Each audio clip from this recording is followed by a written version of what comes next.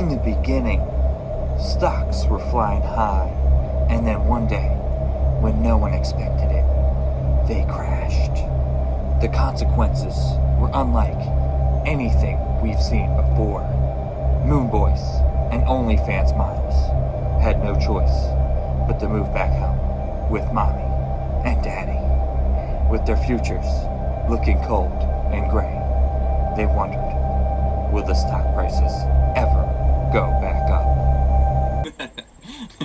So I really hope you guys enjoyed that. I had a lot of fun making it, but let's be serious for like 12 seconds. I do think stocks will eventually go back up, maybe not right now, but as of right now, I think it's important to check out some of the macroeconomics, what's really going on, bigger picture in the entire world, and use that as a way to figure out just where stocks are going. So I have three big reasons why I think stocks are going to continue down. The first thing we have to check out is China's economy. As we speak, it's crashing. And one way to visualize this is with GDP. That just shows economic growth or economic shrinkage. And by checking out this chart right here, you can see that their economy has been slowing. As of now, China's economic growth shrank from 4.8 in quarter one to now 0.4 in quarter two. The forefront of China's economic slowing is due to their zero COVID policy. And what this policy is, it's where they enforce lockdowns over minimal cases of COVID just to prevent its spread before it really starts. And the most recent example is when they locked down 1 million people over 4 cases. And this has a really significant toll on their economy because it really decreases production and exports. This not only affects China's economy, but it directly affects the US economy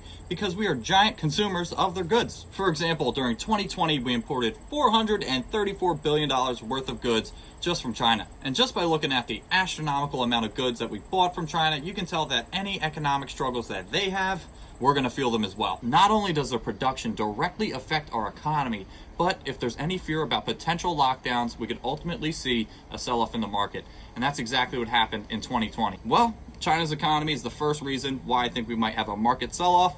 But what's another reason? If you don't smash that like and subscribe button, we're going to have another market sell-off. I'm just kidding. If you like this stuff, please remember to like, comment, and subscribe.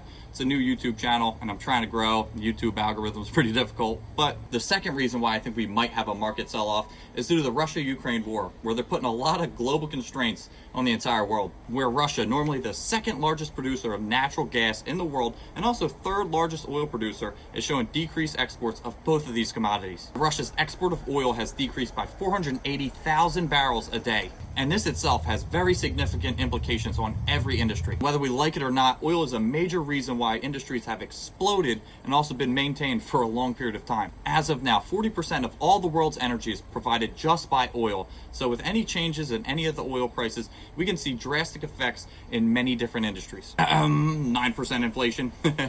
Seriously though, we have such high inflation here in the United States because of two reasons.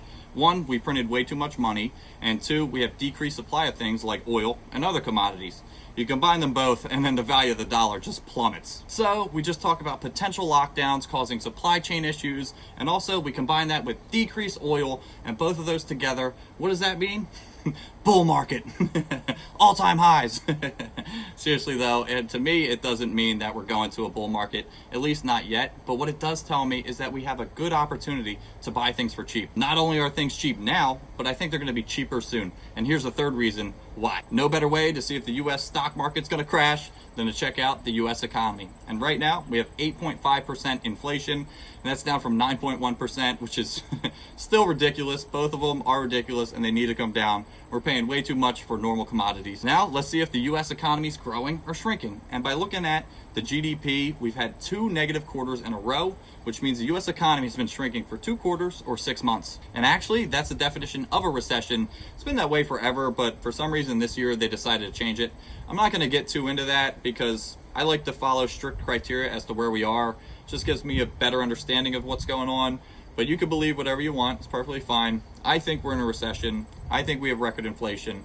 And together, I want to show you guys how that's actually affecting US citizens. The first way we could see these macroeconomics affecting us is by seeing how much consumer debt we're accumulating. And this just shows us that people are taking out loans to pay for things like food, gasoline, rent, and just basic necessities. So you'll see that things are really starting to get tight on everybody, but it actually gets worse. Let's check out some of the layoffs that are happening right now. We've seen it with Tesla, 7-Eleven, Peloton, Shopify, and so many others. If that doesn't tell you to invest all your money in PooCoin, then I don't know what you're doing.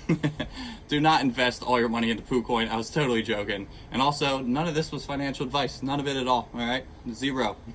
Let's bring it back. I just wanted to make the point that the US economy really isn't looking great right now with record inflation, technical recession, layoffs. It's just really not looking great. Record consumer debt.